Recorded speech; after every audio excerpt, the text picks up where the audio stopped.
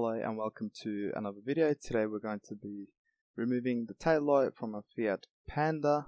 This is relatively easy to do. There's just some little tricks that I want to show you. And without further ado, let's get into our main video demonstration. Here we have our tail light. When you open the tailgate, on the inside there are two 10mm nuts which you will remove.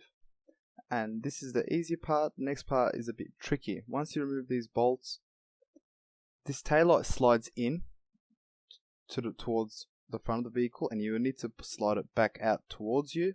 And sometimes it can get stuck and not come out quite easily. So with a plastic tool, I get in between the taillight and the body of the vehicle and give it a bit of a nudge, just so it can come out. I would not recommend using a metal flathead screwdriver. You'll need to actually be very careful when you're doing this. These are the things that it slides into. Keep that in mind. And then we'll remove the plug for the tail light. Thank you for watching. Don't forget to like, comment, and most importantly subscribe, and we will see you in our upcoming videos.